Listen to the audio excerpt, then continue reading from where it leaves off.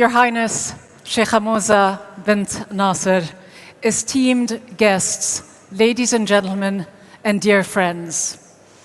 As we approach the close of this year's Doha Forum, our final panel tackles one of the most consequential and defining issues of our time: the collapse of trust in governments and institutions. How can we rebuild it? Through shared action, collective commitments. Governments, corporations, media organizations, digital platforms, international institutions are all facing declining confidence. Many countries in the Middle East and in Africa have endured long histories of colonialism, resource extraction, exploitation, illegal military interventions, and brutal occupations. For decades, if not hundreds of years, there has been systemic, structural exploitation that has shaped today's inequalities. What does true justice, which is the theme of the Doha Forum this year, what does true justice for nations and peoples who have been scarred by these structural injustices look like? Should it be shaped by the countries themselves or imposed by external powers? It is my privilege to moderate this closing panel with our distinguished panelists. May I invite to join me here on stage His Excellency Hassan Sheikh Mohamud, President of the Federal Republic of Somalia, His Excellency Abdullah Al-Alimi, Bawazeer, Vice President of the Republic of Yemen, and last but not least, Francesca, Albanese, the UN Special Rapporteur on the situation of human rights in the occupied Palestinian territories.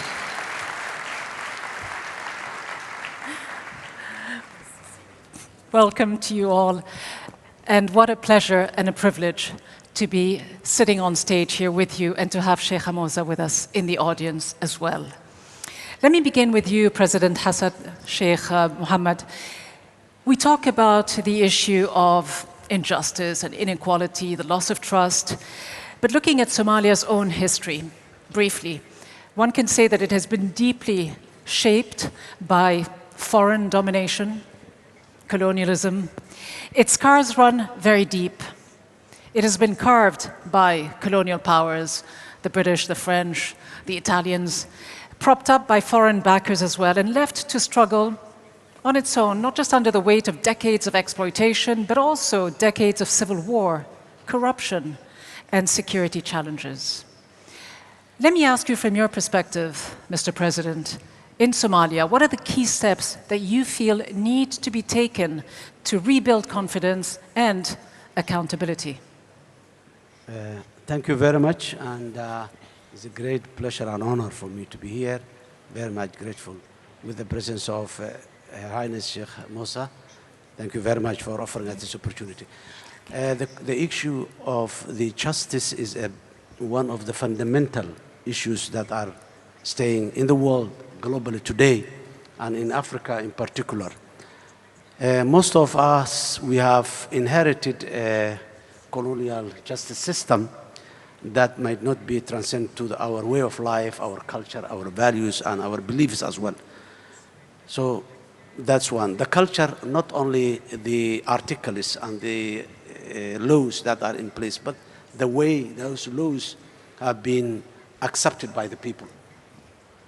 If the justice system does not have acceptance from the people, however it's good, it's beautiful, it will not work. In line with that, if I take the case of Somalia, as you rightly said, we didn't even inherit one justice system. We inherited from the colonial powers different justice systems. But however, we united those systems, but again, it didn't work for us for some time. Now, what we do is that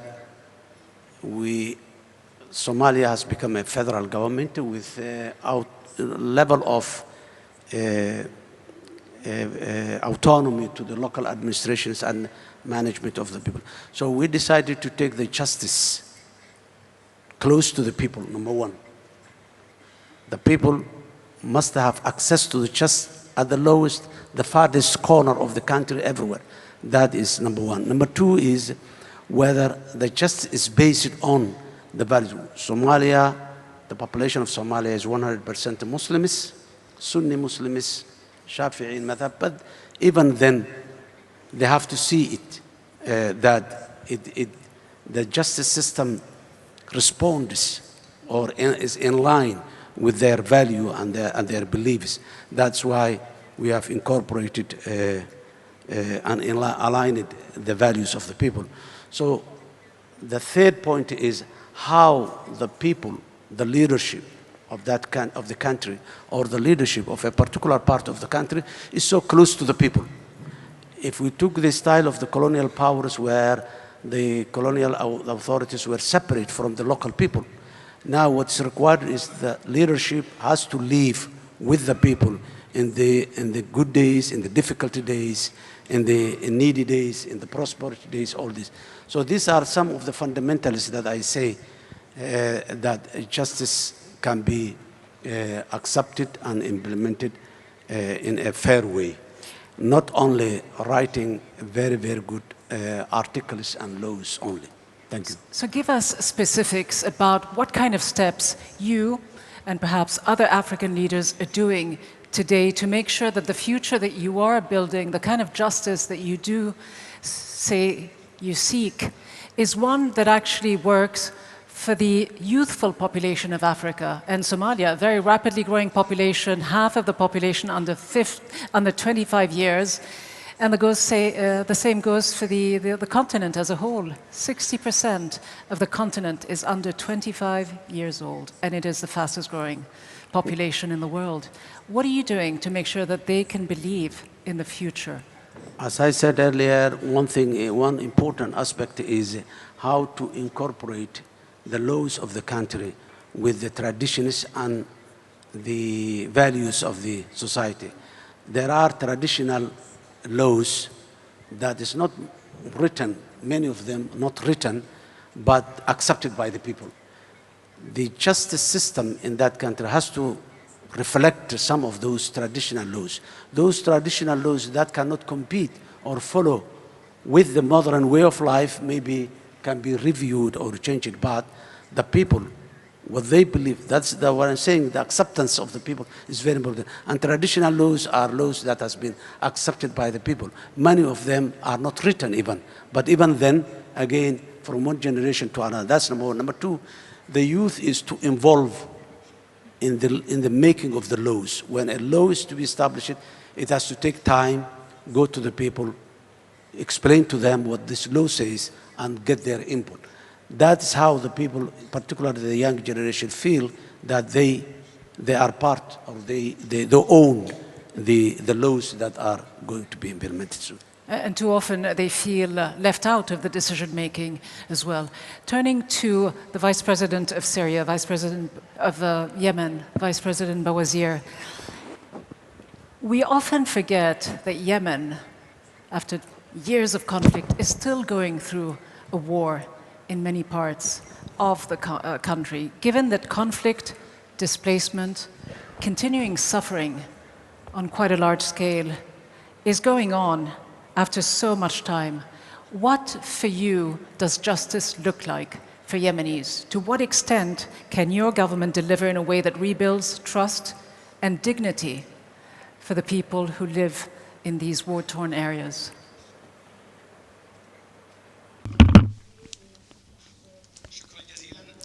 Thank you very much.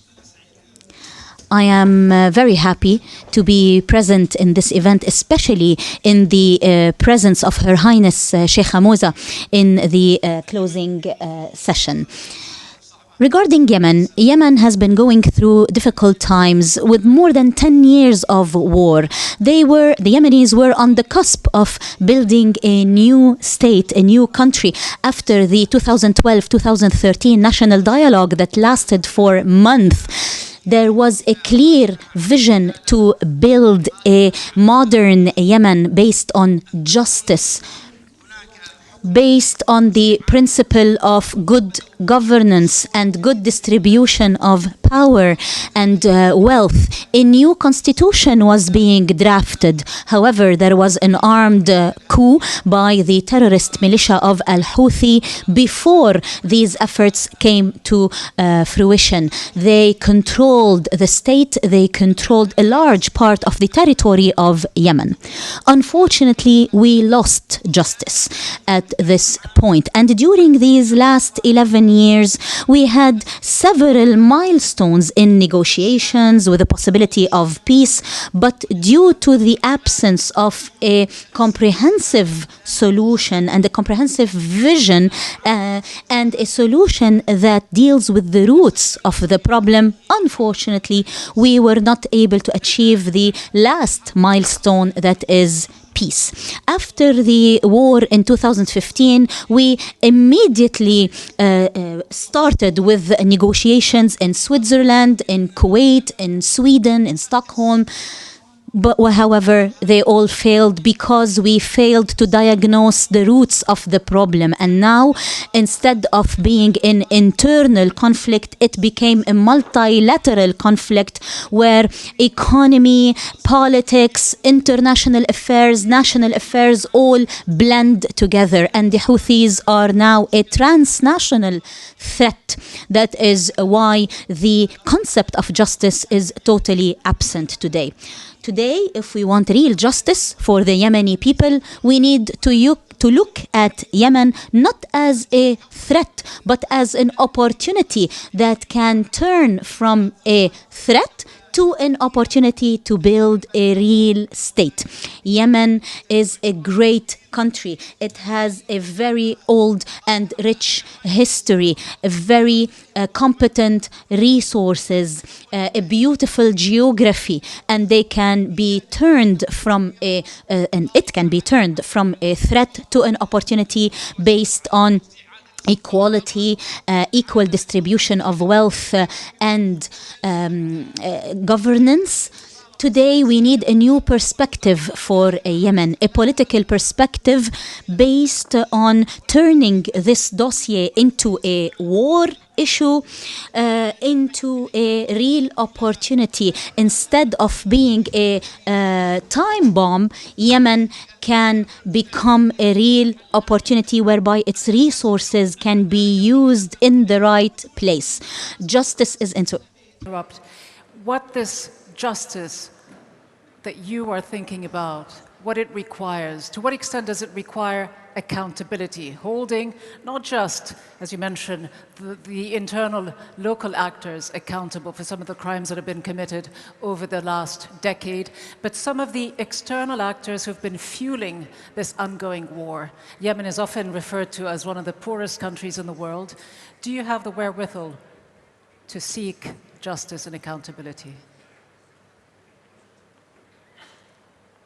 نحن في الحقيقة خطة العدالة.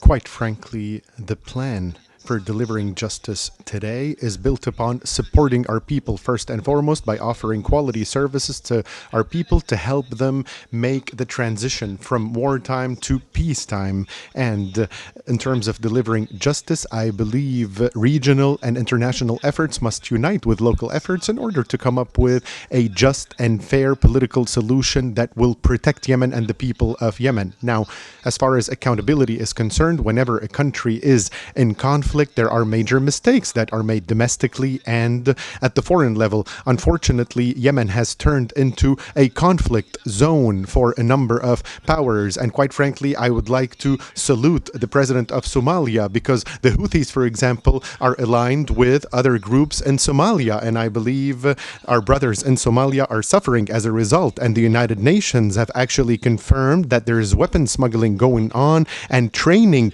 going on. And the Houthis have become a cross-border or transnational threat. So when we talk about the future, first off, we have to work towards a new phase in Yemen based on the rule of law, based on an actual government and a new era of governance based on the rule of law and transitional justice. Because actually one of the perils on which we agreed on in the national dialogue conference is transitional justice. This should be one of the main pillars, and everybody must actually submit to transitional justice. All those who caused suffering for Yemenis, all those who caused tragedies for Yemenis must be held to account in accordance with international humanitarian law. Obviously, we just heard the view from Africa and another part of Asia, but there is absolutely no shortage, is there, of inequalities, injustices from Africa to the Middle East, but specifically and perhaps nowhere more than in occupied Palestine, which is your mandate. It isn't just governments and political leaders who are either unable or unwilling to fulfill some of their legal and moral obligations. It's also major institutions like the United Nations, given the fact that it is the world's foremost peacekeeping body. It has failed repeatedly, as we all know, to secure a ceasefire for Gaza over 2 years. It was blocked by one permanent member at least 6 times. How do you deliver justice for Palestinians, given this reality, and would it require accountability, including from outside actors who have, for the past 2 years, either stood by silently or were complicit, actively fueling Israel's war machine? Good afternoon, everyone. I would also like to extend my appreciation and gratitude to the Doha Forum, Excellencies, Sheikh Musa. I think that if there is a word that comes to my mind more than any other these days is rapture, is apocalypse. I've often described the situation of Gaza, of Palestine, in fact, as apocalyptic, and I'll get back to it, but the question of rapture is harshly felt inside the international system. Those who behave, those who believe, those who advocate for the application of, and those who have to use international law as a compass to guide politics. And today they are confronted with the reality where the compass works. It's not international law that has a problem, it's politics. It's politics that has completely lost its moral compass. And is it new? No, it's not new. Palestine bears testament to all injustices that other parts of the world, like Somalia, Yemen, and many others of distinguished representatives who are here today speak to. What I think, and also the breaking of the trust into the political system, I'm equally horrified as a lawyer, as a special rapporteur, to see the United Nations, the organizations whose very existence is connected to the never again, to the crimes, to the horrible, abominable crimes that were committed during World War II, to make sure that we do not get there again, that never again is really respected, to preserve peace and stability, premised upon the respect of everyone's dignity and equality. I'm equally horrified, I was saying, to see that, yes, it took 2 years to arrive, to vote, to pass a resolution that included the ceasefire, but also the fact that now the ceasefire has been agreed upon. This is becoming the new tool for Israel to continue the genocide, to continue what the genocide didn't achieve. The ethnic cleansing of Palestine, the total crushing of the Palestinians' right to self-determination. And this is why I say this is a moment that calls for full introspection and realization of how are we making to repair that trust. Because the trust that is at the basis of the social contract that exists at the domestic level in democracies, but also at the international level in the United Nations, is under test today. If you see, for one thing, I'm proud to be a Western person, a European today, is not just because of the system of values premised upon the respect of international law, the rule of law, or equality before the law. No, it's the young people, the young generation, which in the West has been the first from the United States to Europe to Australia and other places, former colonies, former settler colonial endeavors. They have stood up against the genocide. They have been the first to protest, followed by the workers. And what they have been met with? Batons by the police, criminalizations by government, and other forms of repression in the cradle of democracies. So this is why I'm saying Palestine has been an awakening, a wake-up call for all of us. And I often speak, and this is the last remark I wanted to share, of the Palestine effect.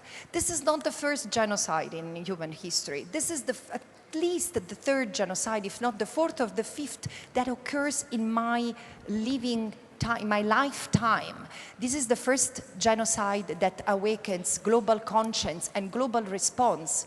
Palestine is allowing us to see what the law becomes when it's in the hands of power. Palestine is allowing us to see what connects all injustices, what happens to Yemen, to Sudan, to Congo, and including in places where poverty has not been so rooted as it is today for a long time, including in the West. We have a common enemy, and we need to face it, where the politics is at the service of economic interests. But just to follow up briefly, Francesca, you mentioned that we have the laws, we have the conventions on genocide and everything else. It is the implementation that lacks. I wonder to what extent it is accurate to say that the world has lost its moral compass, or as you've just alluded to now, the genocide in Gaza has actually exposed the level of dishonesty, and let's face it, hypocrisy within the Western world particularly. So to that point, and another one that I want to ask you about very briefly before I move on to our other two speakers, you are the first UN Special Rapporteur to ever have been sanctioned by any state. The United States imposed sanctions on you for simply doing your job, for publishing reports that have taken on corporations and governments that you believe have been complicit in Israel's genocide in Gaza. You refuse to be intimidated. You and I had a conversation a few days ago. You say you will not be intimidated, but surely it must do something to the rule of law and anyone willing to uphold it despite this campaign of intimidation and bullying. Look, does it? What happens to me is what happens to anyone who stands in solidarity, not with the Palestinian people, with justice. Because today, the international, what the United States sanctioning me is telling to the international system is, we don't need you. And this is the culmination of a series of attacks, of a series of aggressions, a smear campaign. Everyone who's been trying to infuse an ounce of respect for international law in the context of the aggression on Gaza has been accused of anti-Semitism, supporting terrorism, from the Pope to the Secretary General, and of course, special rapporteurs among others. So I could speak to what has happened to me, and what I think is so pernicious of this is the tolerance. So you ask me why you do not, why do you continue? Why do you persist? Because what I'm left with is my dignity, and it's my voice. And while no member states have done what I think should be done, getting together, standing together, and standing up against the United States and tell, enough, this is a violation. This is the first UN person who's been sanctioned in 80 years of UN life, and it cannot constitute a precedent. It's illegal. It's against the UN Charter. It's against the Convention on Privileges and Immunities. And so, please, you have to withdraw the sanctions. No member state has done it. It doesn't speak to my courage. It speaks to the broad cowardice that exists in the international community, and I cannot be held accountable for that. But, there is a but. I will not be silent till I will have breath in my lungs. I will continue to advocate for justice, not as a lawyer, not as the special rapporteur for the occupied Palestinian territory, but as a mother. As a mother who doesn't want that the brutality that has been unleashed day in and day out with the complacency and the complicity of so many governments, especially from the part of the world I come from, will become the rule. I cannot accept as a mother that this is normalized, and this is why I keep on saying we still have time. What we are using is not something we have inherited from our ancestors. It's something that we are borrowing, and let me be very honest, we are stealing from our children, and this is why I think let's take it as an opportunity to change.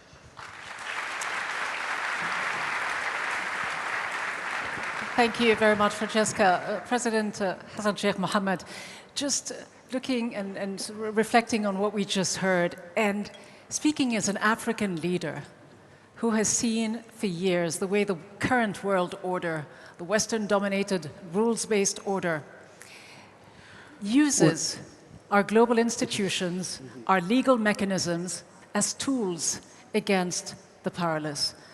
The Security Council of the United Nations to this day doesn't have a single African permanent member. How important is it to change this reality?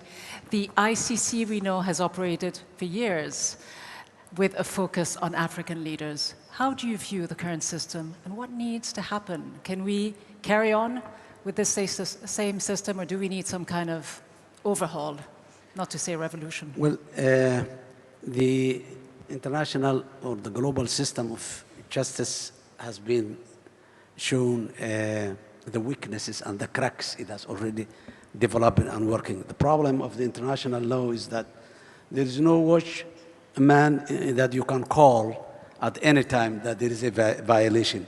Proper implementation and enforcement is where we are losing.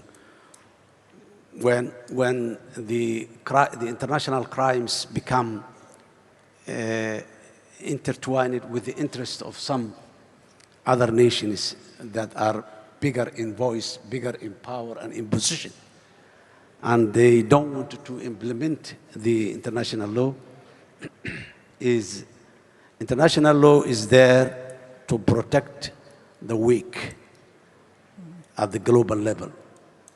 Nations that have no bigger voice, nations that have no military capability to defend their interests, all these were the establishment, but unfortunately, it's not working that way, as she said. What has happened in Gaza was really a very good demonstration for the weakness of the international law that has happened. So what needs to happen to change this? Because we are now seeing the emergence of smaller actors in the developing world, especially the global south, like South Africa and others, take on the big powers. There is always a voice, and it's growing, that many of the international systems that were established or founded after the Second World War is not functioning or is not functioning properly. So review of all, including the major institutions like the United Nations, is now under discussion.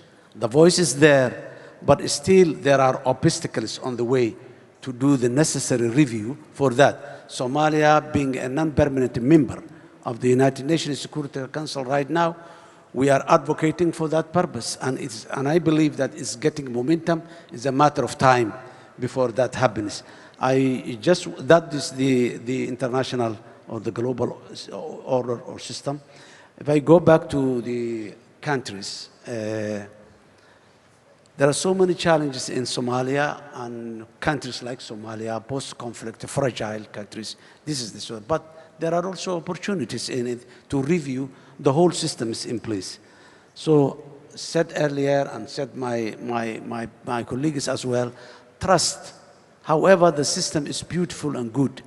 If the people that this system serves does not believe it, does not have the trust on it, it doesn't work, and it cannot work.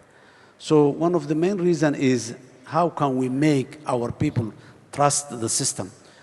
As I said earlier, one of the things is that they need to feel ownership of the system. they should not see the system as imposed by higher authorities or by foreigners or by other interests. They need to feel that this is theirs, their contribution, their ideas, their worries, their wishes are there in it is very important. The second aspect is that how can we make trust is earned. You cannot impose trust, or you cannot push trust. It's earned. You have to earn the trust. The system of justice has to earn the trust. And in order to earn, structurally, it has to be built. How far the system is independent from political interference. How far the system is structured and the people running the system are credible people. These are some of the important issues. How far the system advocates for equal distribution of resources and opportunities in that particular country.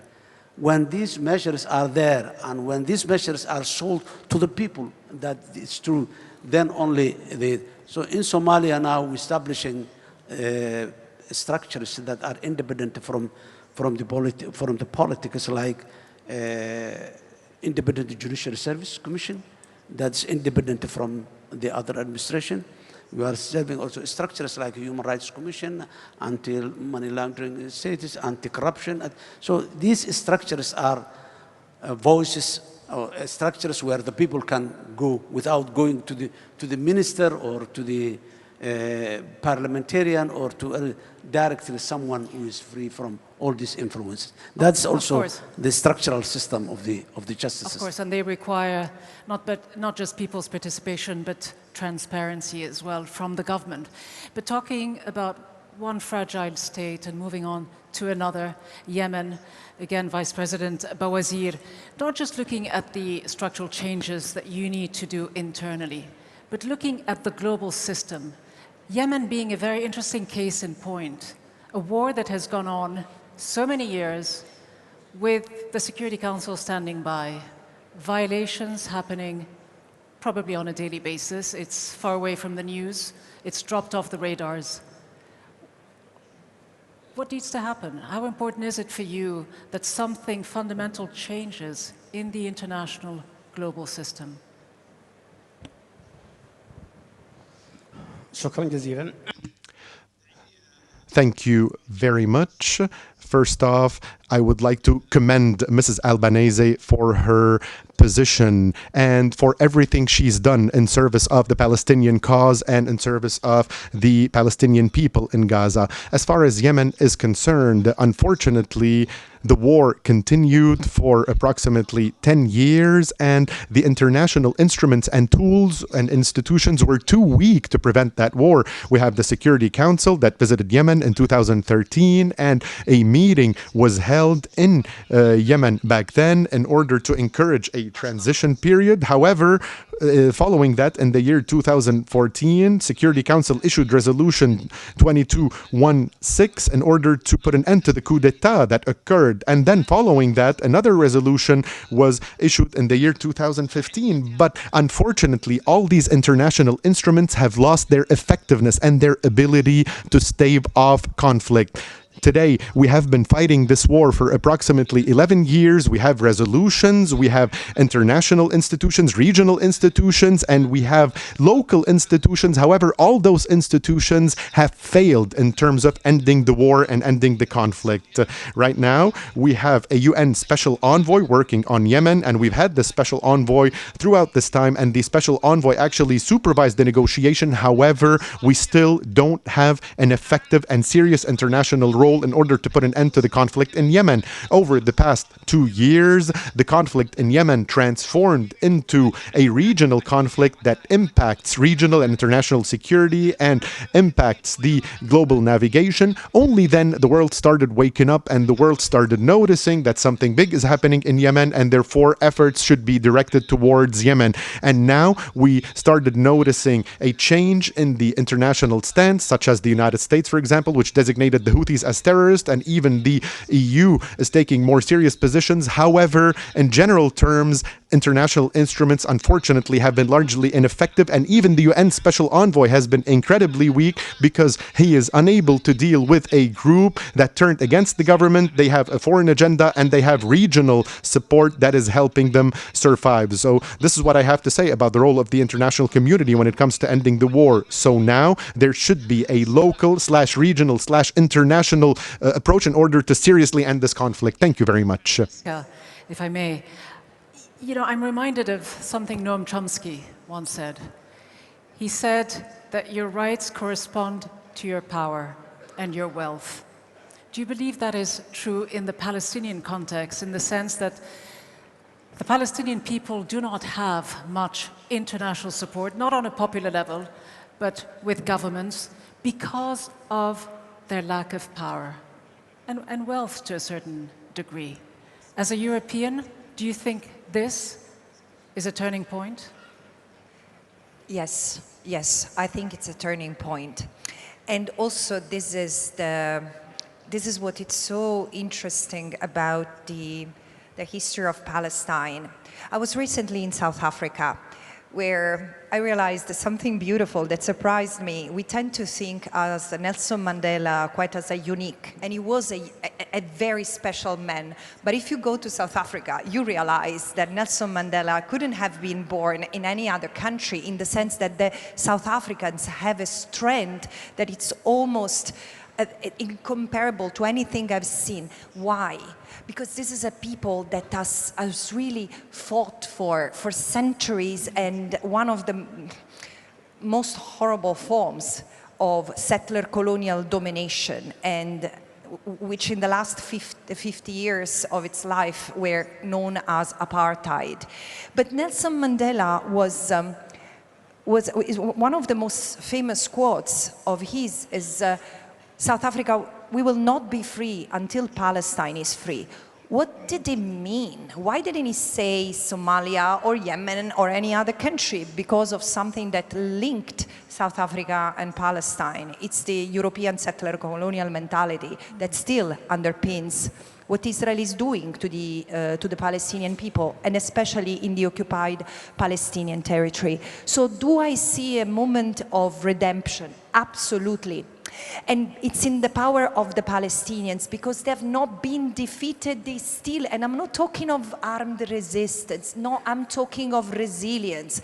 Sumud, which is the most defining value for the Palestinian people, has become a universal term. Thank you. This is for the Palestinians, I guess. People in Europe know what Sumud means, and its resilience and its steadfastness. And is it an opportunity for the government? Yes. Yes, because we still need them. We still principle leadership. Leaders who put rights before profits. People in governments who are able to make sacrifices and act with dignity and integrity. There is always time, but time is not infinite. And so I do think that the word we need to pursue in order to reorient political conduct with the compass of the legal compass, what international law says, is justice. Can we stand all together for justice, for a world that is more just? Because this is what people are asking. They're standing against a place where might makes right. And in fact, the people of the world are getting united from Malaysia, Yemen, Somalia, South Africa, to all places on the world, not just the young people, the workers striking and civil servants breaking the ranks, demonstrating that you can be more civil than servants. This is the cusp of a revolution. The reason why I'm still hopeful is that the power of the Palestinians is intact. And today, Palestine doesn't just mean Sumud. Palestine is speaking the word and the verb and the grammar of justice. Thank you very much, Francesca. In the remaining few minutes, if I can just go to each one of you, starting with you, President Hassan, Sheikh, Mohamud, just hearing what Francesca just said, the way Gaza, Palestine, has galvanized the entire world, to what extent do Somalians, I think it's almost a rhetorical question, you know, feel that Gaza reflects their own struggles and the struggles of the entire world? Well, the world has witnessed what has happened in Gaza, and I don't think that there is someone who can defend that in legal terms or in a moral compass terms as well. But as Francesca rightly said, that the Palestinian people are very resilient people, and they have been resisting for the last 70, 80 years. So it is not something that is new to them.